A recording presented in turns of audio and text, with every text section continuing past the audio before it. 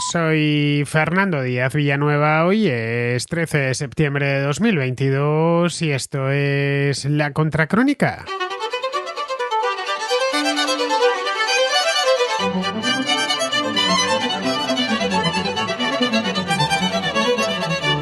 El pasado jueves, la Casa Real Británica informó a los medios que la reina Isabel II había fallecido en el castillo escocés de Balmoral. La reina era ya muy mayor, 96 años tenía y llevaba 70 en el trono, desde el año 1952. Ha vivido tantos años y ha reinado durante tanto tiempo que la mayor parte de británicos, con vida al menos, no han conocido otra jefa de Estado. Los sucesivos gobiernos del Reino Unido, por su parte, han tenido tiempo más que sobrado para ir preparando la sucesión en la persona del príncipe Carlos, que, como estaba previsto, este fin de semana fue proclamado como rey del Reino Unido, de Gran Bretaña y de Irlanda del Norte. Pero el que comúnmente conocemos como rey de Inglaterra no es solo rey de Inglaterra, lo es de todo el Reino Unido y de otros 14 estados soberanos repartidos por distintas partes del mundo, 9 en América y 5 en Oceanía. Antes eran muchos más, prácticamente todas las antiguas colonias británicas que accedieron a la independencia durante la segunda mitad del siglo XX. Estos países son plenamente soberanos, pero por tradición histórica mantienen en la jefatura del Estado al monarca reinante en el Reino Unido. En algunos casos, sus representantes conservan aún ciertas prerrogativas, aunque la labor del monarca es básicamente protocolaria. Junto a esto, el rey también es jefe de la denominada Commonwealth of Nations, una mancomunidad de estados independientes que surgió de las cenizas del Imperio Británico. La Commonwealth como tal nació en el año 1949 y reúne un total de 54 países, entre ellos algunos de gran peso en el tablero internacional como la India, Pakistán, Australia, Sudáfrica o Canadá. La Commonwealth es una simple asociación de excolonias británicas sin ningún contenido político, o muy poco contenido político, pero con un gran componente simbólico, ya que es lo único que queda del otrora todopoderoso Imperio Británico. El problema es que el Reino Unido, el peso del Reino Unido ha ido a menos en los últimos 100 años, pero siguen siendo los británicos quienes manejan la Commonwealth a su antojo. En principio, ninguno de sus integrantes está en contra de la Commonwealth, ya que pertenecer a ella no obliga nada a sus gobiernos, pero no sucede lo mismo con los llamados reinos de la mancomunidad. En algunos de ellos, como Australia, Canadá o Nueva Zelanda, muchos se plantean independizarse del todo y proclamar la República, para culminar así su proceso de independencia. Algo similar está sucediendo en las antiguas colonias del Caribe. Hace solo unos meses, en noviembre del año pasado, Barbados, una pequeña isla antillana, declaró la República, poniendo así fin a 55 años de monarquía desde su independencia. Los movimientos republicanos, entre tanto, han ido tomando fuerza en lugares como Australia y Canadá, que son las dos joyas de la corona de la Commonwealth. Con Isabel II era difícil que una mayoría de australianos o de canadienses se opusiesen a la monarquía, porque la reina tenía una gran autoridad personal y despertaba mucho respeto, pero con su sucesor este proceso se podría acelerar. Durante el largo reinado de Isabel II se desmanteló el Imperio Británico mediante un proceso gradual para evitar males mayores. Con Carlos III todo eso podría cambiar. El imperio quedaría de este modo definitivamente sepultado junto a la última de sus monarcas.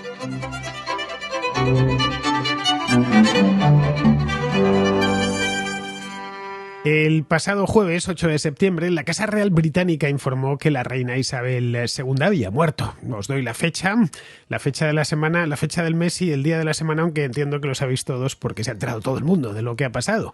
No hay más que estar en el mundo, encender la televisión o poner la radio, mirar internet y enterarse. Pero bueno, fue el jueves 8 de septiembre, la semana pasada, hace solo unos días. La reina tenía ya 96 años y sus apariciones públicas eran muy espaciadas porque tenía problemas de movilidad a causa de su avanzada edad. Bastante bien, ha llegado a los 96.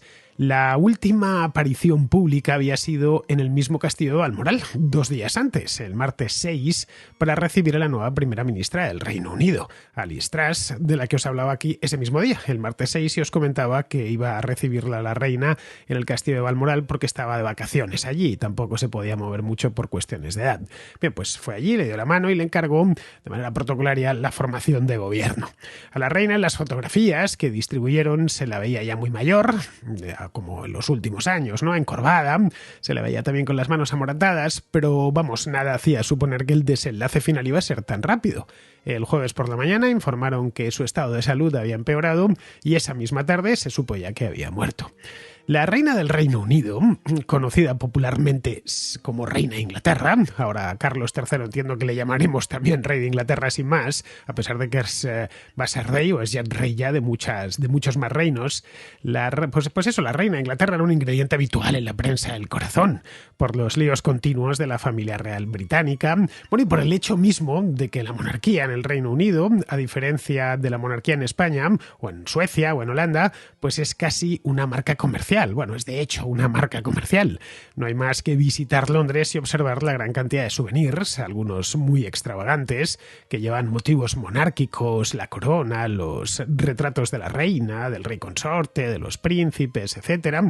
Se venden todo tipo de productos con motivos monárquicos. Bueno, directamente los rostros de los miembros de la familia real, como la propia reina, los príncipes, sus respectivas esposas, que los estampan en camisetas, en polos, en camisas, en bufandas, allá donde haya un soporte, pues se pone la imagen del príncipe Carlos, de la reina Isabel, de Diana de Gales, no sé si os acordáis, hace muchos años, pero bueno, la siguen poniendo a pesar de que esta mujer se mató hace ya 25 años. Los británicos, por lo demás, se encargan de glorificar a la monarquía con desfiles muy vistosos, carrozas sobredoradas y ceremonias muy elaboradas. Vamos, nada que no sepamos porque esto se ve de vez en cuando en la televisión, es común y les encantan estas cosas. Hace no mucho, en febrero de este año, tuvimos el jubileo de platino de la reina, que fue una cadena de actos. Ella pudo asistir solo unos pocos porque estaba ya muy mayor, pero pues una cadena de actos con mucha ceremonia que se realizó por todo el Reino Unido hace solo unos meses. Pero bueno, aparte de su condición de celebridad mundial, y sin duda lo era, y lo será ahora y lo es ahora también su hijo, que esta es celebridad desde el día en que nació, el monarca del Reino Unido es el jefe del Estado, y no de cualquier Estado.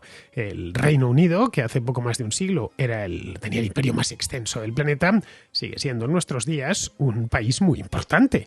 Su economía es la sexta, con el mayor PIB de todo el mundo, es miembro permanente del Consejo de Seguridad de la ONU, porque fue uno de las potencias victoriosas en la Segunda Guerra Mundial, y bueno, forma parte del G7, forma parte del G20, forma parte de la OTAN. Es, además de todo eso, el principal aliado de Estados Unidos, y lo es desde hace ya muchísimo tiempo. Y luego Londres es una de las principales plazas financieras del mundo. Al final, os lo comentaba la semana pasada aquí respecto al petróleo y el tope que le iban a poner a los países occidentales, y el tope iba a venir dictado por los seguros, y buena parte de esos seguros marítimos se contratan y se vienen contratando en Londres desde hace siglos. Bien, como herencia de aquel imperio inmenso, el rey de Inglaterra lo es también de otros 14 estados independientes. Os decía antes en la introducción el número.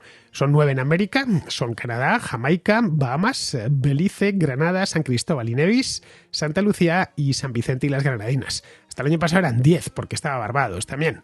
Luego, en Oceanía hay 5. Son Australia, Nueva Zelanda, Papúa Nueva Guinea, que es un país que está a la isla de Nueva Guinea, al norte de Australia, las Islas Salomón y Tuvalu.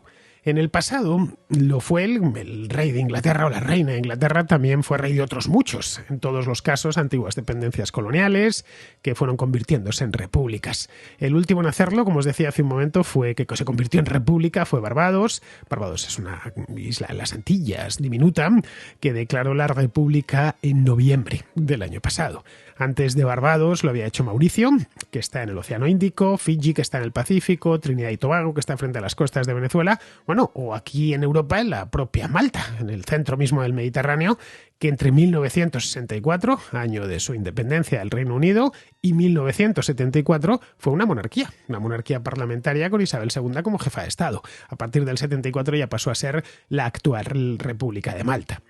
Que Barbados, Fiji o antiguas colonias africanas como Kenia, Uganda, Nigeria, rechazasen la monarquía y decidiesen constituirse como repúblicas poco después de la independencia, pues era algo que no quitaba demasiado el sueño en Londres. Las islas del Caribe son pequeñas y además desde hace décadas ya no orbitan en torno al Reino Unido, sino por una cuestión de simple cercanía pues en torno a los Estados Unidos.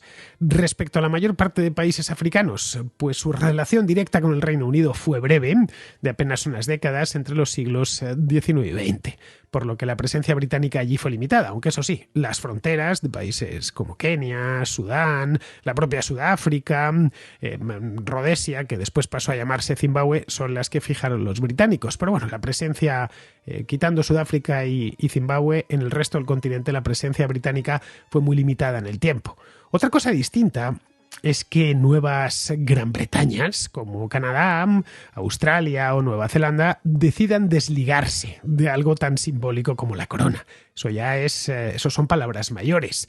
Para entender esto hay que conocer antes el modo en el que surgió lo que ellos denominan shared monarchy, es decir, monarquía compartida.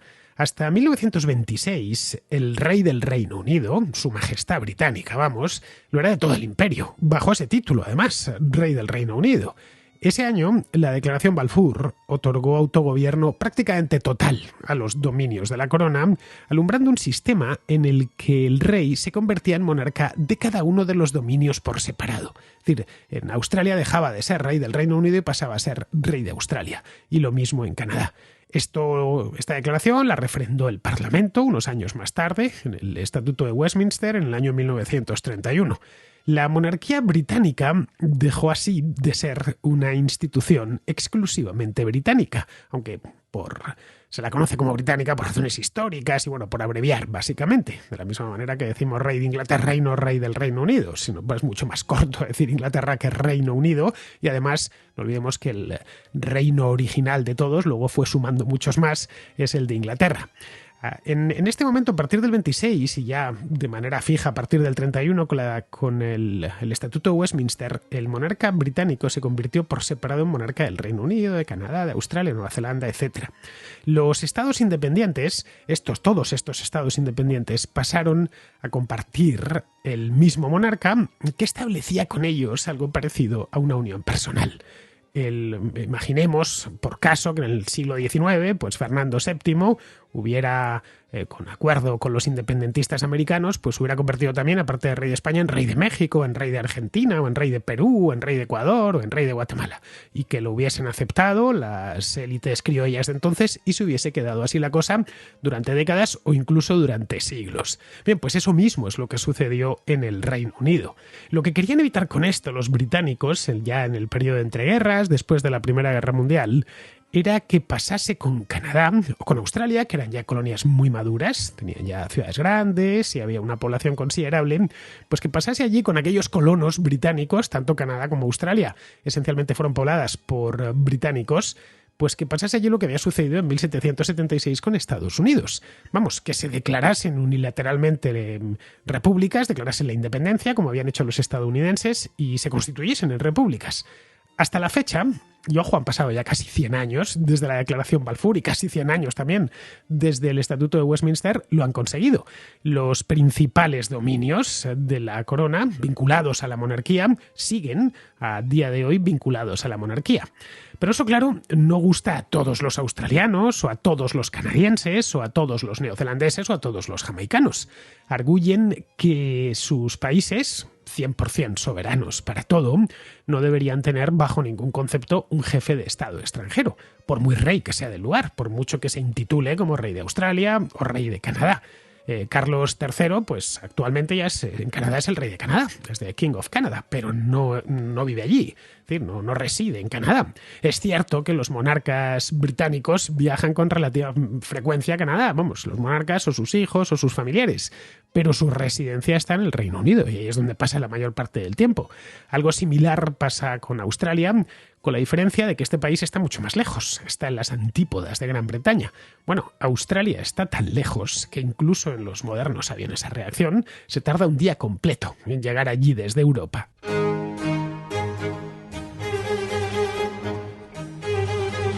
El rey de Inglaterra y sus familiares visitan, como os decía antes, de manera regular todos estos dominios, todos estos reinos secundarios que tienen, en los que no residen, pero de los que son reyes, ¿no? A cada visita de algún miembro de la familia real, no necesariamente tiene que ser el rey, a estos antiguos dominios lo llaman Royal Tour. Procuran hacer una al año, por lo menos el monarca, pero claro, no es lo mismo el monarca o sus más allegados, el príncipe de Gales, pero no es lo mismo que la visita la haga un príncipe a que la haga el rey en persona. Isabel II, por ejemplo, la última vez que visitó Australia fue hace 10 años, 11 exactamente, en el año 2011, que ya aprovechó para la cumbre de la Commonwealth, se celebraba ahí en Perth y ya pues aprovechó para presidirla. Fue varias veces a lo largo de su reinado a Australia, fue 16 en total, he ido a consultarlo. 16 en 70 años tampoco es demasiado, pero bueno, 16 veces estuvo en Australia aprovechándose de la mejora en los medios de transporte. Hoy se tarda, como os decía antes, un día en llegar a Australia desde Europa, pero es que en el siglo XIX se podía llegar a tardar meses, a poco que el viaje se complicase. Entonces, y en el siglo XIX o principios del XX, que hacía falta tomar ferrocarriles y barcos de vapor, también se podía demorar semanas, incluso un viaje bastante rápido. Ahora se llega en solo un día, pero sigue siendo lejos, especialmente para una persona mayor. De cualquier manera, sí que Isabel II se dejó caer mucho por ahí. De hecho, ella fue la primera reina del Reino Unido, la primera reina de Inglaterra que había pisado Australia. Ninguno de sus predecesores había estado allí. Canadá, que está mucho más cerca, disfruta evidentemente pues más visitas de la familia real. En ir de Londres a Toronto o a Montreal, pues serán aproximadamente, calculo yo, unas 8 horas de ida y unas 6 horas y media de vuelta, más o menos, ¿no? Es decir, como hacer un vuelo de Europa a la costa este de los Estados Unidos, una cosa razonable, digamos, no los 24 o 27 horas que se tarda en llegar a Australia, haciendo escala, por supuesto, porque no hay ningún avión que pueda volar desde Londres hasta Sydney sin parar a recargar combustible. Pero vamos, que a Canadá evidentemente pues van muchísimo más, pero tampoco demasiado, ¿eh? El primer monarca en pisar Canadá fue Jorge VI, el padre de Isabel II, en el año 1939. La última vez que la reina visitó Canadá fue en 2010, hace ya 12 años. Desde entonces, pues como ya estaba muy mayor, tenía ya casi 80 años, pues delegó los tours canadienses a su hijo Carlos y a otros miembros, a otros de sus hijos, a otros miembros de la familia real. A otros reinos, ojo, Canadá y Australia son los privilegiados, a otros reinos ha habido mucho menos. La última vez que visitó Jamaica, por ejemplo, fue en 2002. La última vez que fue a Antigua y Barbuda fue en 1985 y ya aprovechó en aquella ocasión para visitar otras islas caribeñas. Al remoto archipiélago de Tuvalu, que está en Polinesia, en lo más profundo del Océano Pacífico, solo ha ido una vez en 70 años, en el año 1982, es decir, hace 40 años. Resumiendo, que el rey de España visita mucho más, por lo menos mucho más a menudo, las repúblicas hispanoamericanas, aunque solo sea porque tiene la costumbre de asistir personalmente a la toma de posesión de los presidentes de Hispanoamérica. A la reina Isabel, la mayor parte de la población, en sus reinos, en sus 14 reinos, que no son el Reino Unido, que no son las que no están en las Islas Británicas, esto se lo perdonaba, porque era un personaje entrañable y por lo general muy querido, especialmente en sus últimos 20 o 25 años de vida. Llevaba ahí toda la vida y tenía mucha autoridad personal. No tenía poder, pero sí tenía autoritas. Pero con el ascenso al trono de su hijo, de su sucesor, del rey Carlos, que es mucho menos popular que su madre, y ahí están las encuestas como demostración, los activistas republicanos de todos estos reinos pues tienen la oportunidad de avanzar en su agenda, sin que se considere ese avance en su agenda en un insulto para la reina. Así que es muy probable que haya cambios, que se produzcan cambios. Lo que no sabemos es en qué lugar y cuándo. Pero incluso antes de la muerte de la reina, algunos países habían señalado que el tiempo de la monarquía había pasado ya. Es decir, esto era un proceso en marcha. El año pasado, como os decía antes, Barbados se convirtió en el primer país desde 1992 que proclamaba la República. Antes lo había hecho Mauricio y en el 87 lo había hecho Fiji, que está también en el Océano Pacífico. La cosa en el 92 se quedó estabilizada, pero ahora hay ya varios países del Caribe, entre ellos Jamaica, que están barajando seriamente lo de la República. En Antigua y Barbuda, por ejemplo, el primer ministro ya ha adelantado que quiere realizar un referéndum para que su país se convierta en república, ojo, dentro de poco, dentro de solo 3 años. Ya veremos lo que deciden, lo que votan los habitantes de Antigua y Barbuda, no lo sabemos. Si nos vamos a las joyas de la corona, a fin de cuentas, pues Antigua y Barbuda no deja de ser, pues, un país muy pequeñito, pero si nos vamos a las joyas de la corona, esas nuevas Gran Bretañas que os decía antes, es decir, Australia y Canadá, la situación no es muy diferente, ¿eh? También hay movimiento. En el mes de abril de este año, una encuesta indicaba que casi el 60% de los canadienses apoyaban lo que había hecho Barbados en noviembre del año anterior y lo que quiere hacer Jamaica, porque en Jamaica también se viene avisando. La mitad de los consultados en esta encuesta se mostraron partidarios de proclamar la República Canadiense. Es decir, que Canadá está partida en dos. La mitad del país aproximadamente quiere que se proclame la República de Canadá. En Australia el debate viene incluso de más lejos, pues desde los años 90, cuando el Partido Laborista se declaró formalmente republicano. En 1999 allí ya se hizo un referéndum. En el año 99 se realizó un referéndum para abolir la monarquía, pero no salió como los laboristas esperaban. Votaron en contra de la República o en contra de abolir la monarquía el 60% de los australianos. También los australianos han querido cambiar la bandera. Es una bandera inconfundible que luce una Union Jack en una esquina, la esquina superior izquierda creo que es, y en la parte principal de la bandera la constelación de la Cruz del Sur. Pero ahí en esto de la bandera 2/3 de australianos se oponían, así que al final terminaron dejándola. Lo querían hacer coincidiendo el cambio de la bandera con la celebración de los Juegos Olímpicos del año 2000 en Sydney. La cosa se quedó como estaba. Venían ya del año anterior, que habían perdido el referéndum y no se meneó más. Se conoce, que le tienen cariño a la bandera por mucha Union Jack que lleve incorporada dentro. A lo de la República no se oponen tanto, no son tan reacios a valorarlo. El primer ministro laborista actual, Anthony Albanese, que llegó hace bien poquito, llegó a las elecciones de Australia, las federales, que fueron en el mes de mayo, ¿no? Pues volvió a centrar la atención sobre este tema cuando nombró un ministro para la República, tal cual, después de ganar las elecciones de mayo. El hecho es que hasta los años 80 muchas decisiones judiciales en Australia aún podían apelarse en el Reino Unido, lo cual no dejaba de ser curioso.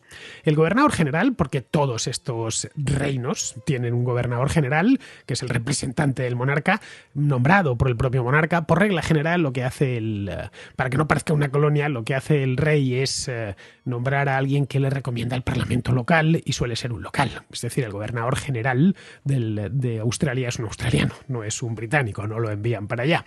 Bien, el representante retiene aún ciertos poderes, en Australia por lo menos.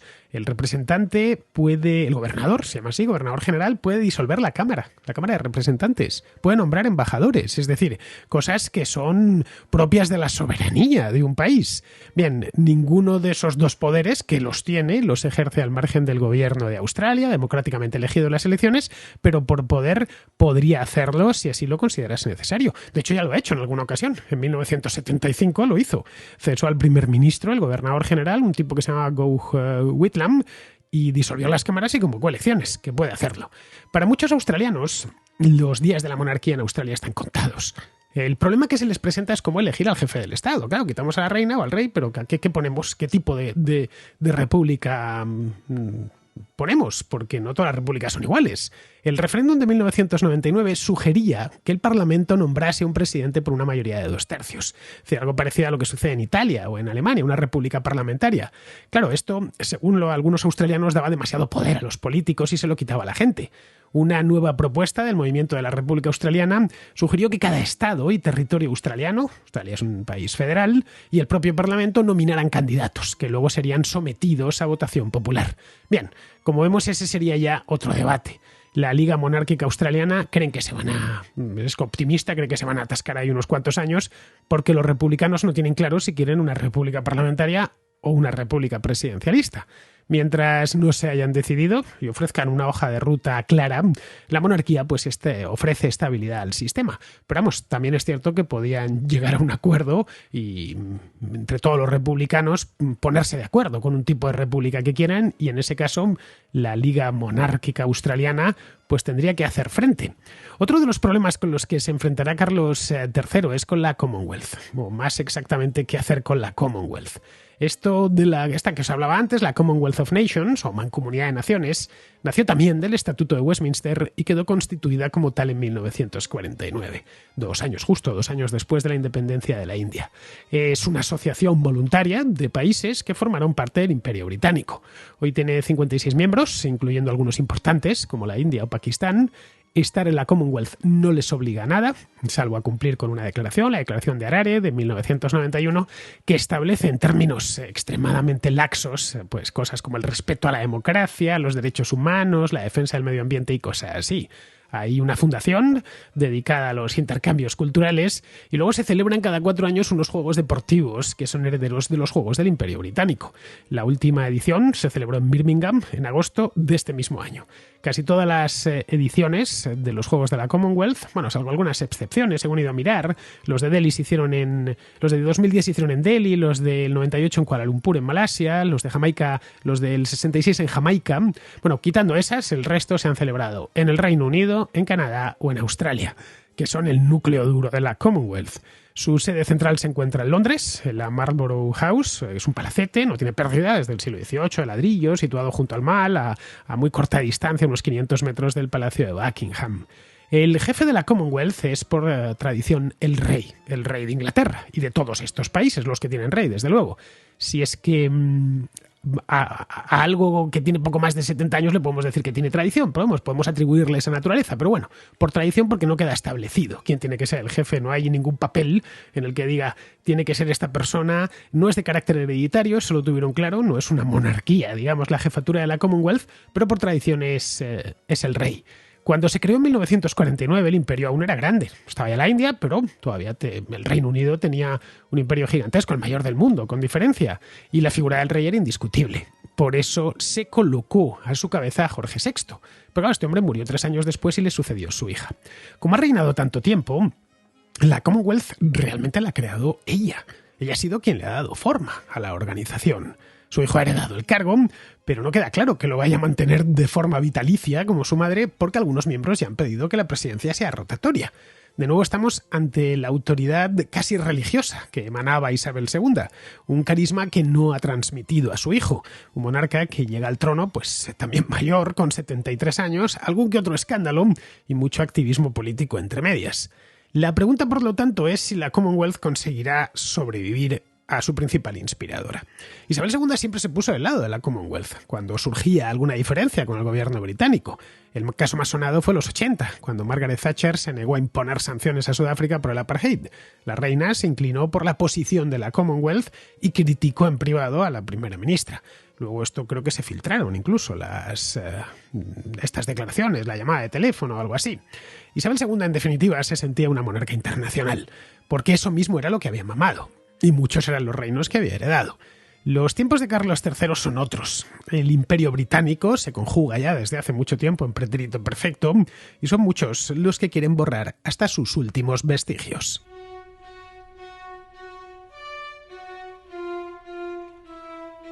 Vamos con la contrarréplica. Empezamos con Víctor, que se queja, con mucha razón por cierto, sobre la extraordinaria cobertura que se está dando en España a la muerte de Isabel II.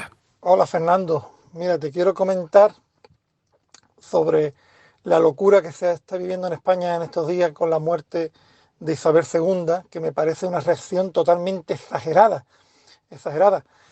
Sí que es verdad que Isabel II es un personaje histórico, que los medios de comunicación, por supuesto, lo tienen que sacar en portada y darle una cobertura muy grande, pero de ahí a la locura que se ha formado en España, con días de luto oficial, banderas a media asta en Madrid y en Andalucía. Pero vamos, ¿estamos locos? Que es la reina de Inglaterra, que el día que se muera el rey Juan Carlos, en España no van a querer, vamos, la mitad de los ayuntamientos no van a querer poner las banderas a media asta y el rey Juan Carlos tendrá sus errores, habrá cometido sus errores, todo lo que queramos, pero el rey Juan Carlos, repito, con todos sus errores, sí se merece que en España ha hecho un trabajo por España, pero la reina Isabel II, ¿cuántas veces ha estado en España la reina Isabel II, por Dios? Es que de verdad, es que los españoles tenemos un complejo de inferioridad tremendo, somos un país lleno de complejos, después somos el país más republicano del mundo y se muere la reina Isabel II y en televisiones muy progresistas y muy de extrema izquierda como la Sexta, están locas, perdidas, vamos, que la reina Isabel, por Dios, que vamos, que sí, que es un personaje histórico, que sí, pero ya de ahí a la locura que se forma en España, yo lo veo totalmente exagerado. No sé qué opinarás tú, Fernando, pero yo creo que la reacción que había en España con la muerte de Isabel II no es de, vamos, un país que no tiene, vamos, no hay por dónde cogerlo. Este país, con los británicos, de verdad, con la historia que hemos tenido con los británicos, ¿alguien piensa que cuando muera el rey de España va a haber días de luto oficial en el Reino Unido? ¿Alguien lo piensa? Vamos a tener un poquito de dignidad, ¿no? Es decir, mi pésame a los británicos, lo sentimos mucho, ¿no? Yo vivo en la línea, al lado de Gibraltar, el alcalde de la línea manda un pésame al ministro principal de Gibraltar, sí, son cosas de cortesía, pero ya de ahí a poner días de luto oficial me parece, vamos, una tontería enorme. No sé qué pensarás tú, Fernando. Pues sí, Víctor, tienes razón. Desde el jueves no se habla de otra cosa en los periódicos y la televisión. La noticia es sin duda importante y merece ser tratada porque ha sido un reinado muy largo en un país, pues, de los gordos, como el Reino Unido. Pero claro, no creo que tanto como para que la tabarra que están dando a todas horas, ¿no? También es cierto que la reina de Inglaterra ha sido siempre una habitual en la prensa del corazón, como os decía antes. Bueno, ella y especialmente su familia. Ya sabes, sus hijos, que se abonaron a los escándalos de jovencitos y no han parado hasta el momento presente. Como la información de sociedad tiene tanta importancia en España, pues es normal que la prensa del corazón hiperventile. Algo parecido a lo que sucedió cuando la princesa Diana se mató en un accidente de tráfico en París hace 25 años. Caray, fue el tema único durante un par de meses. Bien, con esto era previsible. Vamos, ya está. Sabíamos que el día que se muriese esta mujer iba a haber locura periodística. Pero caray, de ahí abrir los informativos de radio desde Londres, pues me parece, pues no sé, un poco demasiado, ¿no? Me parece que hay un trecho muy grande. En descarga de los periodistas podríamos decir que la audiencia consume esa información y la demanda. No hay más que ver las noticias más leídas de los diarios y son precisamente esas. Respecto a lo de declarar 3 días de luto en Madrid por el fallecimiento de Isabel II, pues a ver, me parece una majadería. No sé si es que Isabel Díaz Ayuso quiere congraciarse con los que leen el Hola y el Semana, o que realmente ella lo siente y se ha dejado llevar por la pena. Pero vamos, declarar un día de luto es algo muy serio y debe reservarse para personalidades muy concretas que han influido mucho en la comunidad autónoma en cuestión. Isabel II estuvo solo una vez en su vida en Madrid, en 1988. He ido a consultarlo porque no tenía claro que hubiese estado aquí cuando hizo una visita oficial a España. El príncipe Carlos sí que pasó en el pasado algunos veranos en Mallorca, pero vamos, esta mujer solo vino una vez por invitación del rey Juan Carlos. Se le ofreció una cena de gala en el Palacio Real y se volvió a Londres. En fin, no creo que merezca semejante honor. Lo que no sabía, pues era que también habían decretado luto en Andalucía. Vamos, es que estos no tienen arreglo, ¿eh? Bien, vamos ahora con Juan Ramón, que rompe una espada a favor de la tauromaquia y de los festejos taurinos que se celebran por toda España. Y el motivo de este audio es para intentar responderte a un comentario que hiciste ayer sobre la tauromaquia y el festejo popular en concreto. A ver, yo creo que te puedo responder a esto porque seguramente soy de los pocos seguidores de la Contracrónica que soy realmente aficionado a los toros. Entonces, con respecto a la tauromaquia estoy totalmente de acuerdo con lo que comentáis, de que cada día pues pierde más adeptos por un motivo o por otro y al final pues desaparecerá por su propio peso, vamos, no hay más.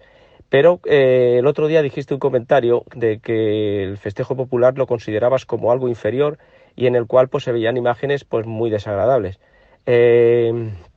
A ver, yo soy de un pueblito de Castellón, aquí el festejo popular está muy arraigado desde hace muchísimos años, entonces si tú tiras historia hacia atrás, tú que eres un gran historiador, realmente la tauromaquia, lo que es las corridas de toros que conocemos hoy en día, provienen del festejo popular. En un principio se alanceaban toros en ciertos lugares por los nobles y la gente del pueblo pues estaba de espectador ante aquello, pero poco a poco fue cogiendo fuerza y al final consiguieron que les dejaran también participar y varias reses pues se dejaban para lo que es el pueblo. De hecho, llegaron a montarse cuadrillas de lo que se llamaban matatoros, en las cuales también había moros, que llegaron a actuar en las plazas reales de Madrid, de Valladolid y demás junto a la nobleza. Luego más tarde pues eso se fue todo legislando y al final apareció lo que hoy en día conocemos como las corridas de toros con todos sus tercios y demás. Lo que quiere decir que la tauromaquia hunde sus raíces en el pueblo, en el festejo popular, mucho antes que lo que son las corridas de toros. Por eso decir que el festejo popular es algo inferior, pues la verdad es que no lo veo muy correcto. ¿Por qué te digo esto? Porque yo soy un defensor a ultranza del festejo, o sea, de la tauromaquia en líneas generales, sin distinguir. A mí me gustan unas y me gustan las otras. Y ni me parece correcto que la gente que, por ejemplo, le guste las corridas de toros, que no es tu caso, que sé que no te gustan, lo que pasa que las respetas, pero esa gente se ampara en que el festejo popular es algo inferior, ¿sabes? Y eso no me gusta, ese tipo de comentarios, al igual que en el festejo popular, muy contrariamente a lo que tú has dicho, el festejo popular, la gente del festejo popular se ampara en que ellos son superiores porque resulta que no existe maltrato al animal, porque no se pica, no se banderillea y demás. Yo no sé las imágenes que habrás podido ver. Yo solamente te digo que en la Comunidad Valenciana esto está legislado, no, lo siguiente, y sobre todo en tema de bienestar animal y de maltrato está súper controlado. Yo soy de una peña taurina que todos los años pagamos un toro, pues no nos dejan poner ni divisa a la salida del toro. Tenemos que poner una divisa con pegamento, porque no se puede ver ni sangre. Hasta ahí llega el límite, ¿eh? Antiguamente los toros se mataban perfectamente en la calle y hoy en día ya no te dejan. Por eso te digo que no sé qué imágenes habrás visto exactamente, pero que tengas mucho cuidado con lo que hacen con los toros, porque ya te digo yo que las denuncias son muy gordas. Así que ya te digo, el festejo popular desaparecerá muchísimo, muchísimo más tarde que el festejo de plaza, porque tiene mucho más arraigo. Ya te digo, solo tienes que ver imágenes de la zona de Valencia, de Tarragona, de Cuenca, de Toledo, de Navarra, que hay muchísima, muchísima, muchísima afición. Las calles se llenan durante las fiestas. Por lo tanto, en este caso, si en los toros desaparece porque no hay gente, aquí deberían permanecer porque hay muchísima más gente.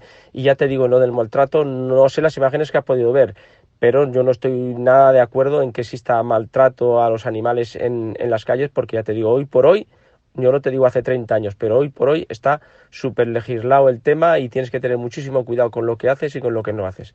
Vale, un abrazo a ti, Fernando, y a todos los contraescuchas. Pues sí, Juan Ramón, estos festejos populares como los cordebous de la costa levantina y otros festejos como el Toro de la Vega en Tordesillas son inferiores a las corridas de toros, pues como una pachanga de pueblo interpretando Paquito el Chocolatero es inferior a la Filarmónica de Viena interpretando la novena de Beethoven. Naturalmente que son inferiores. El grado de sofisticación que tiene una corrida de toros no lo tiene ni de lejos el Toro de la Vega o los toros embolados de muchos pueblos. La cantidad de información y la complejidad de la ceremonia es mucho mayor en una corrida de toros. Vaya por delante que a mí personalmente no me gustan ni las unas ni las otras. Las corridas de toros, lo he dicho muchas veces, me aburren soberanamente y además la música que interpretan en las plazas durante el festejo es francamente mejorable. Pero una corrida de toros no me produce desagrado. Está todo perfectamente organizado en torno a una serie de tercios, ya sabes, varas, banderillas, muerte, y hay toda una ceremonia en torno al sacrificio en la que el matador y el banderillero se exponen a ser corneados y morir en la plaza, cosa que, como bien sabes, sucede de vez en cuando. En ambos casos son profesionales muy bien cualificados en lo suyo que, en cierto modo, rinden culto al toro. En estos festejos populares no hay nada de eso. Se somete al animal a todo tipo de vejaciones gratuitas sin orden ni concierto. Cada festejo es distinto, estoy generalizando y no debería hacerlo, pero por lo que yo tengo visto.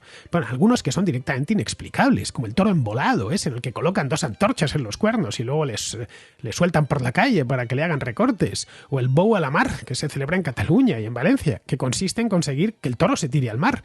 Vamos, a mí eso no me gusta. Y me parece un festejo muy poco elaborado, en el que se proporciona sufrimiento a un animal de manera desorganizada e innecesaria. Ojo, me parece muy bien que lo celebren, ¿eh?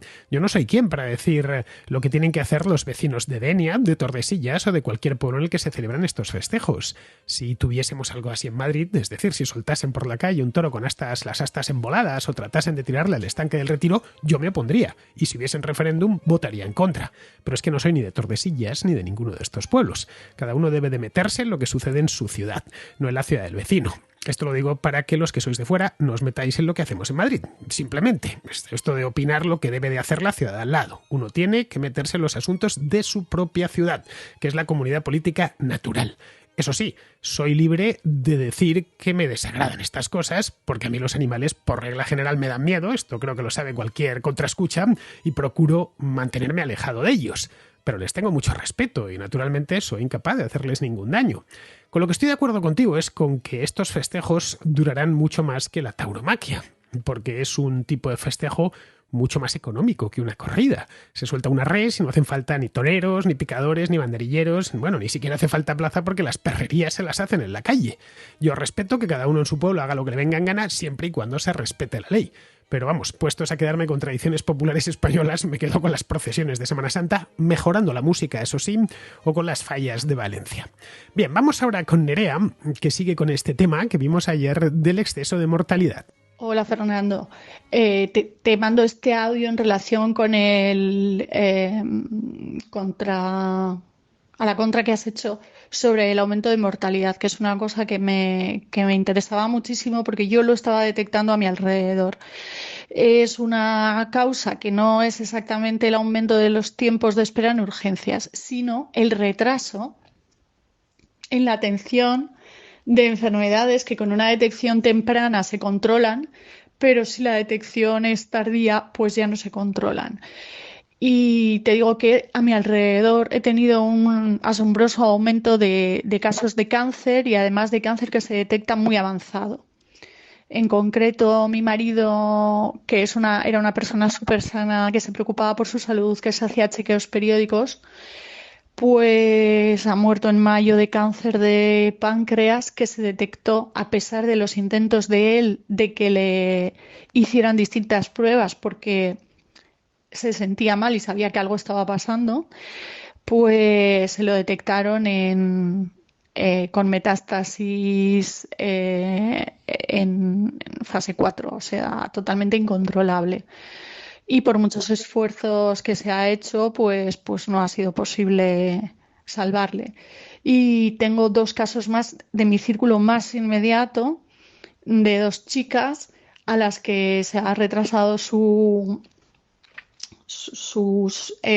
programas de detección temprana, bueno, estas revisiones anuales que nos hacen a las mujeres de más de 40 años, de mama, de ovarios y tal, vamos, del sistema reproductivo, también por la pandemia, ¿no? Pues no se hagan citas presenciales, se retrasaba, yo misma. Pues he tenido un retraso de 2 años bueno, pues en estas cosas de control, ¿no? Que también afectaba al dentista y a todo, ¿no? Te retrasaban la cita, no podía ser inmediato. Y estas dos chicas, pues bueno, pues a las dos les han detectado un cáncer, en un caso de pecho y en otro de los ovarios y la matriz.